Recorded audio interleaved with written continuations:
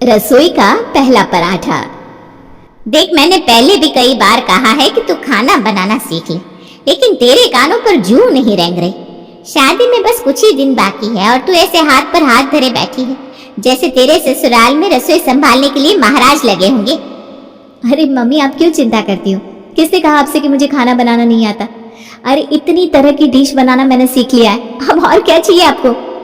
बेटा, ये dish wish सब अपनी जगह है और रोटी सब्जी बनाना अपनी जगह। चाहे जितने तरह के पकवान बनाना सीख लो, लेकिन अगर तुम्हें रोटी बनानी नहीं आती ना तो कोई फायदा नहीं इन पकवानों का। महीने के 30 दिन कोई व्यंजन नहीं खाता, रोटी खाकर ही पेट भरते हैं लोग।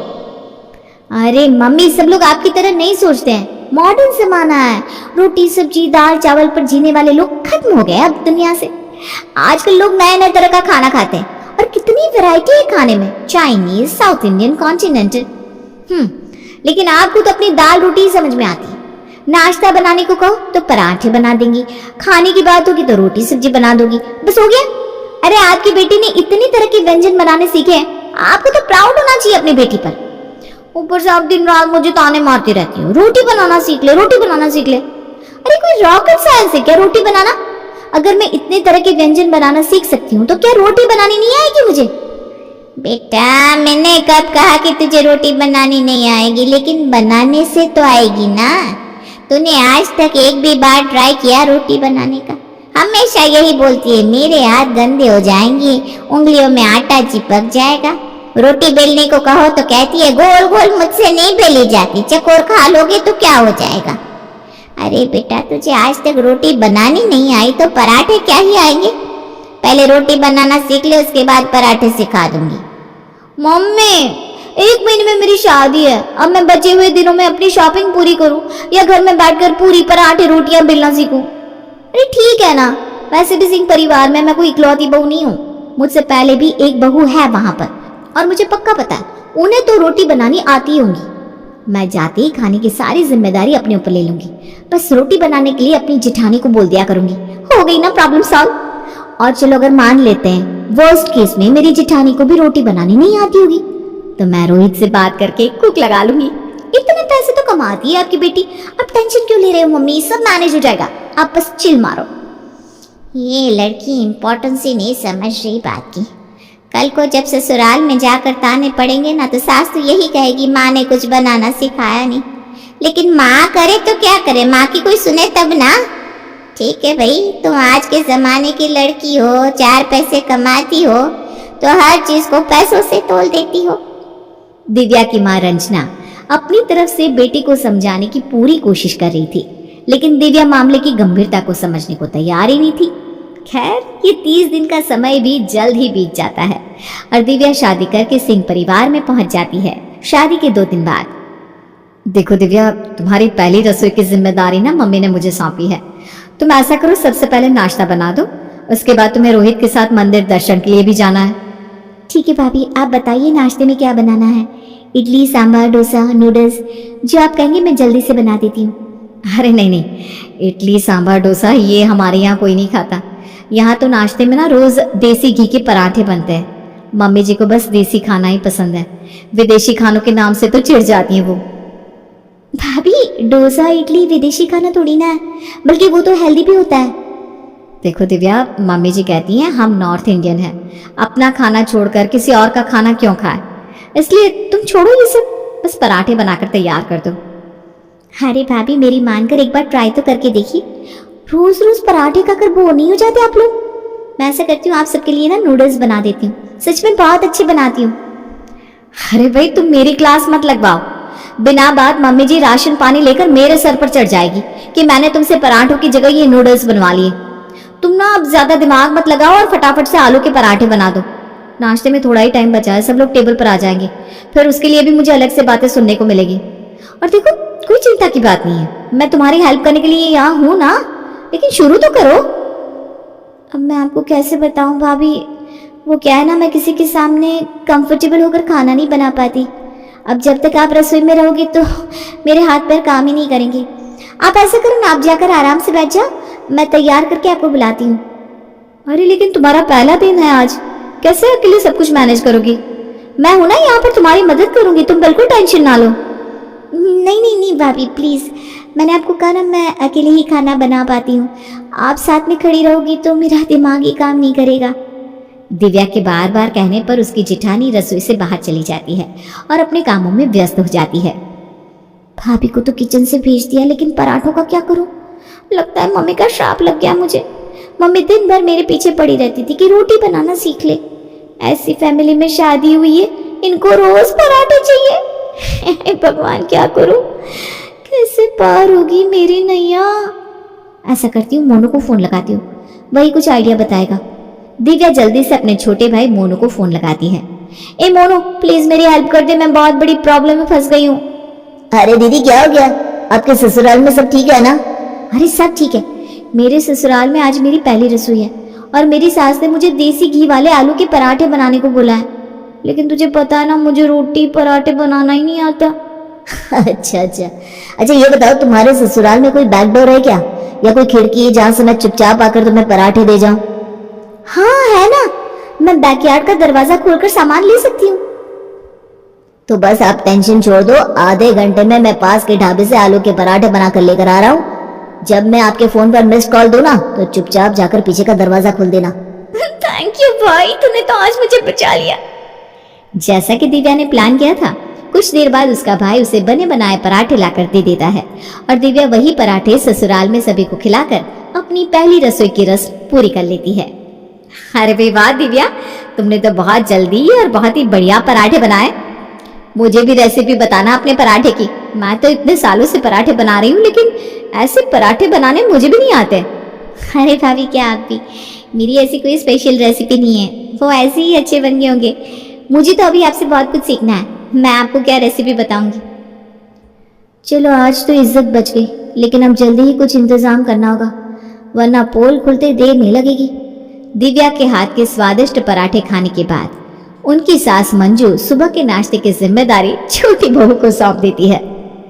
भाई छोटी बहू, तुम्हारे हाथ के पराठे खाकर तो दिल खुश हो गया। देखो ऐसा नहीं कि बड़ी बहू पराठे अच्छे नहीं बनाती, पराठे तो वो भी बहुत स्वादिष्ट बनाती है, लेकिन तुम्हारे हाथों में ना अलग ही ताजगी है। तो आपसे सुबह के नाश्ते की जिम्मेदारी तुम्हारी।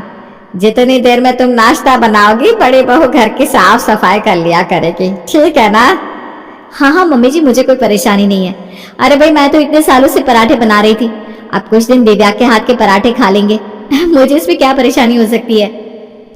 अगले 2-3 दिन दिव्या लगातार वही क्रम दोहराती रहती है। सुबह रसोई में जाने के बाद वो चुपके से छोटे भाई को फोन लगाती और उसका छोटा भाई मनु बाजार से खरीद कर गर्मा गर्म पराठे उसे दे जाता। चौथे दिन रसोई तो बिल्कुल साफ सुथरी पड़ी है, ना आलू उबाले तुमने, ना आटा गूंथा, और डाइनिंग टेबल पर पराठे भी लगा दिए। सच सच बताओ, ये पराठे तुमने नहीं बनाए ना? नहीं भाभी, मैंने ही बनाया है। आपको ऐसा क्यों लग रहा है? ये डाइनिंग टेबल पर खाना लगाने से पहले ना मैंने सब साफ कर दिया था। झूठ मत बोलो दिव्या, मैं यही हॉल में ही सफाई कर रही थी, एक भी बार कुकर की सीटी की आवाज मुझे नहीं सुनाई दी। बिना आलू उबाले तुमने कैसे आलू के पराठे बना लिए, मुझे बताओ तो जरा। और अभी अभी मैंने तुम्हें पीछे के दरवाजे से कुछ सामान लेते हुए देखा है। सच सच बताओ, क्या चल रहा है ये सब? भाभी सच बात तो ये है कि मुझे आलू के तो क्या कोई भी पराठे बनाने नहीं आते। अरे मुझे तो रोटी बेलनी भी नहीं आती, लेकिन आपने कहा कि घर में सबको रोज सुबह पराठे खाने होते हैं, तो अपनी इज्जत बचाने के लिए मैंने बाहर ढाबे से बने बनाए पराठे मंगवा कर सबको खिला दिए। आप ऐसा मत समझो कि मुझे खाना बनाना नहीं आता। डोसा, चाउमीन, बाकी सब तो मैं बहुत अच्छा बना लेती हूँ, मुझे सिर्फ ये पराठे बनाने ही नहीं आते। क्या तुम्हें पराठे बनाने नहीं आते? अगर डोसा चाउमीन बना लेती हो तो पराठे बनाने में ऐसा क्या है? तुम स्टार्ट करो, बन जाएंगे। भाभी मुझसे ना ये गीला गीला आटा गूंदना, रोटी बेलना, ये सब नहीं हो पाता। प्लीज ये पराठे बनाने वाला काम आप देख लो ना, बाकी सारे काम मैं देख लूंगी।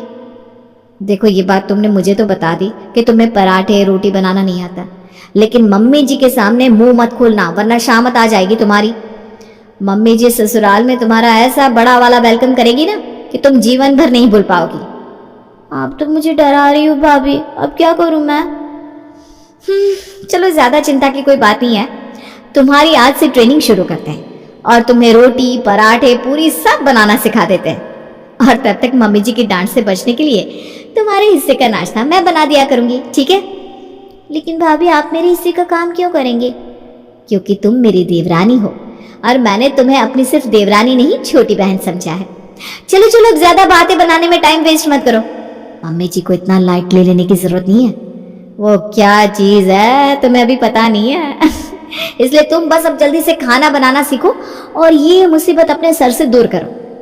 अगले ही दिन से दिव्या की जिठानी ने दिव्या को रोटी, पराठे बनाना सिखाने के लिए मिशन शुरू कर दिया था।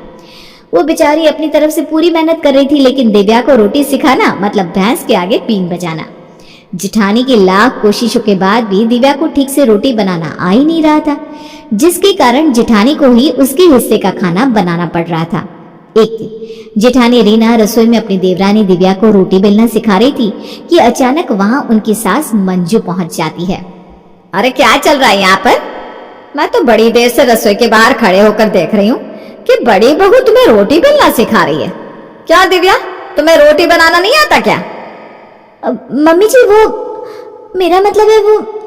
अरे वो क्या लगा रखा है? रोज सुबह तुम पराठे बनाकर खिला रही हो, वो कैसे बेलती हूँ अगर तुमसे रोटी नहीं बन रही है तो? सास की कड़कती आवाज सुनकर अब तो दिव्या के पसीने छूटने लगे थे।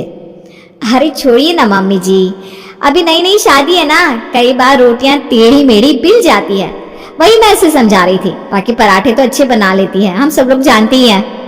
नहीं नहीं, मैंने तो कभी नोटिस ही नहीं किया।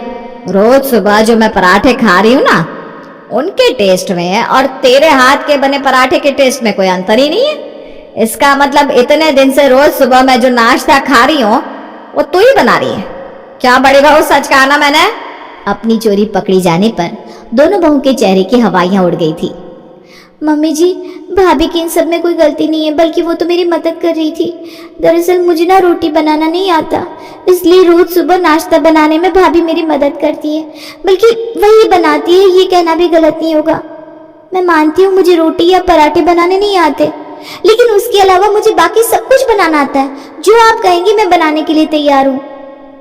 बड़ी बहू, छोटी बहू को अगर कुछ भी बनाना नहीं आता तो तुझे मुझे बताना चाहिए था ना। अरे ऐसी कौन सी बहू होती है जो अपने घर से रोटी तक बनाना सीख कर ना आए? इसकी माँ ने क्या इसे रोटी बनाना भी नहीं सिखाया? क्या सोचकर आई थी ससुराल कि सास तुझे बना बना कर खिलाएगी? आप मेरी माँ को कुछ मत कहिए। माँ जी, उन्होंने मुझे सिखाने की बहुत कोशिश की थी, लेकिन मैं नहीं सीख पाई। कोई बात नहीं ना, मैं रोटियां बनाने के लिए कुक लगवा लेती हूँ। वैसे भी अगले हफ्ते से मुझे ऑफिस ज्वाइन करना है। मेरी रसोई में अब रोटी कौन बनाएगा ये तू मुझे बताएगी क्या? और किससे पूछकर तूने इस घर में कुक लगाने की बात की? देख छोटी बहू, नौकरी करती होगी तू, लेकिन मुझे उन पैसों की धौंस मत दिखाना कभी भी। मुझे ऐसी बहू नहीं चाहिए जो 2 रोटी तक बनाना ना जानती हो। सास के मुंह से ऐसी बातें सुनकर जेठानी रीना को बहुत दुख होता है। मम्मी जी, आप मत डांटो ना इसे। अरे अभी बच्ची है, सीख जाएगी धीरे धीरे। और मैं हूं ना, मैं जिम्मेदारी लेती हूँ, मैं उसे सब सिखा दूंगी। बस आप नाराज मत होइए। अच्छा, तू बहुत हिमायतन बन रही है इसकी। सारी जिंदगी तू क्या पूछ बनकर इसके पीछे पीछे घूमेगी? हमें ऐसी बहू की कोई जरूरत नहीं है। रोहित, इसे इसके मायके छोड़ कर आ। जब इसकी माँ इसे ढंग से रोटी बनाना सिखा देगी ना, उसके बाद ही लेकर आना इसको यहाँ पर।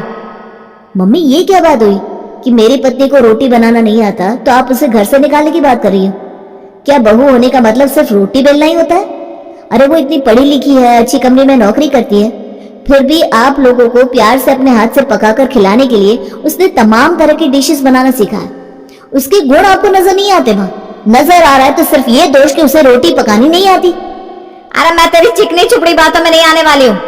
मैं क्या चार डालूंगी ऐसी बहू का जो मुझे 2 रोटी बनाकर खिलाने का सुख भी ना दे सके? और वो जनानी भी क्या जनानी, जिसके अंदर अपने पति को 2 रोटी पका के खिलाने का सहूर ना हो। इसकी वकालत करना बंद कर, ले जाकर पटक कर आ इसे। मैं इसकी गारंटी लेता हूँ माँ, अगर 15 दिन के अंदर इसने रोटी, पराठा, पूरी सब बनाकर ना दिखा दिया तो मैं खुद इसे इसके मायके छोड़ कर आऊंगा। लेकिन अगर ये सब कुछ बनाना सीख गई तो आपको इसे सम्मान से अपनी बहू स्वीकार करना होगा। अरे बेटा, इस लड़की के लक्षण देखकर बता रही हूं मैं, 15 दिन तो क्या 15 महीने में भी नहीं सीख पाएगी ये रोटी बनाना। अरे जिसकी सीखने की नीयत होती है ना, वो तो अपने मायके से ही सीख कर आती है। सास को दिए इस चैलेंज को पूरा करने के लिए अब दिव्या हर रोज अपनी तरफ से पूरी कोशिश कर रही थी कि उसे किसी तरह रोटी और बढ़िया स्वादिष्ट पराठे बनाने आ जाए। हालांकि ये सब उसके लिए आसान नहीं था। शुरू में तो हर रोज वो रोटी की जगह भारत का नक्शा ही बना रही थी, लेकिन जैसे जैसे समय गुजरता गया दिव्या को रोटी बनाने की टेक्निक समझ में आने लगी। 15वें दिन, बस आज माँ को बढ़िया सी रोटी और पराठे बनाकर खिला देना, फिर उसके बाद माँ कभी भी तुम्हें घर से निकालने की बात नहीं करेगी। आज मेरी इज्जत तुम्हारे हाथ में है दिव्या। दिव्या रसोई में जाती है और कुछ ही देर में बढ़िया पराठे और रोटी बनाकर लेकर आती है। देखा माँ, मैंने कहा था ना 15 दिन में मेरी दिव्या सब कुछ सीख जाएगी। अब बोलिए, आप इसे अपनी बहू स्वीकार करती है या नहीं? 1 मिनट रोहित, मैंने ये चैलेंज सिर्फ इसलिए एक्सेप्ट किया था कि मैं माँ जी को दिखाना चाहती थी कि दुनिया में कोई भी काम असंभव नहीं होता। मैंने काम से कभी जी नहीं चुराया, अपनी तरफ से पूरी कोशिश की कि सबके लिए सबकी पसंद का खाना बनाकर खिलाऊं और सबको खुश रख सकूं। लेकिन फिर भी मेरे एक दोष को पकड़कर माँ जी ने मुझे घर से निकालने तक की बात कह डाली। अब अगर माँ जी चाहे भी ना, तब भी मैं इस घर में रहने के लिए तैयार नहीं हूँ। अरे दिव्या, अब क्यों बात का बतंगड़ बना रही हो? बात खत्म हो गई ना? नहीं रोहित, जिस परिवार के लोगों की सोच इतनी छोटी हो, मैं उस परिवार में रहना कभी भी पसंद नहीं करूंगी। और क्या होता अगर आज मैं रोटी बनाकर नहीं दे पाती? सिर्फ इतनी सी बात के लिए वो मुझे घर से निकाल देती? वो मुझे घर से क्या निकालेंगी? मैं खुद ये घर छोड़कर जा रही हूँ। अपने आत्मसम्मान से समझौता करने के लिए दिव्या तैयार नहीं थी और अपना सामान पैक करके अपने मायके लौट जाती है।